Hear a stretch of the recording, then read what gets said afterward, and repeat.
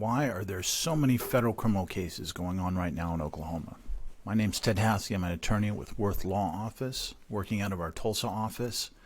Want to talk today about what a lot of people are noticing is going on is we've got lots of federal criminal cases going on. People in the area understand probably the primary reason here has to do with McGirt versus Oklahoma. It's a ruling from the Supreme Court that came as a surprise for a lot of people last year. Essentially, the ruling is all about criminal jurisdiction, and it comes down to a question of whether or not much of eastern Oklahoma that's been treated for the last 100 years as though it was no longer Indian reservation country,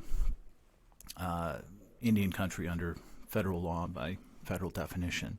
The Supreme Court came down in McGirt saying, no, in fact, the Indian reservations were never disestablished by Congress, therefore they were never disestablished. Therefore, much of eastern Oklahoma, including Tulsa, is all Indian country. Therefore, because it's Indian country, where the defendant or the alleged victim in a particular crime or alleged course of criminal conduct, in those cases there is no jurisdiction in the state, by the state, for a state prosecution. So to make that more concrete, something happens in Tulsa. Let's say it's a victimless crime. A defendant is Native American, tribal member, Cherokee, Creek, or of any of the many tribes in the United States. If that alleged offense occurred within the bounds of one of the traditional reservations, Muskogee Nation, if you're south of Admiral, north of that I believe Cherokee, then the only folks that can bring a charge would be either the federal government or in some cases the tribe for which the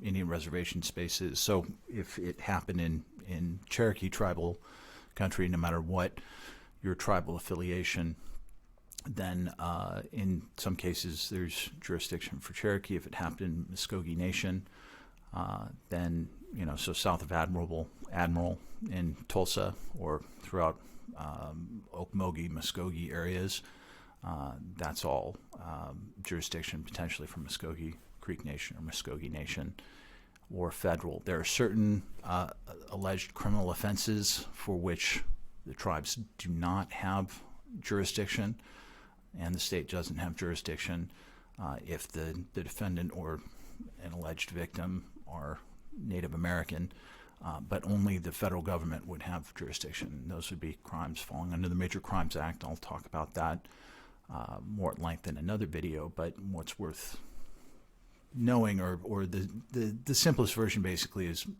major crimes. It's what you would guess. It's murder, rape, child offenses, these types of things.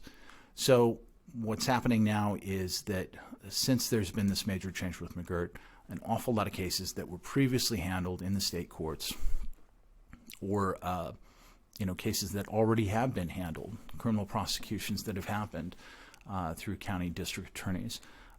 Some of those cases are being overturned, and those cases are turning into federal cases.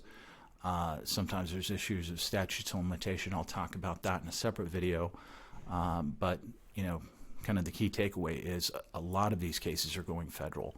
A lot of cases that people might have guessed would have, and otherwise, if they can't go to the state, they would have gone to the tribe. Some of these cases are being picked up by the federal government, by the U.S. Attorney's Office.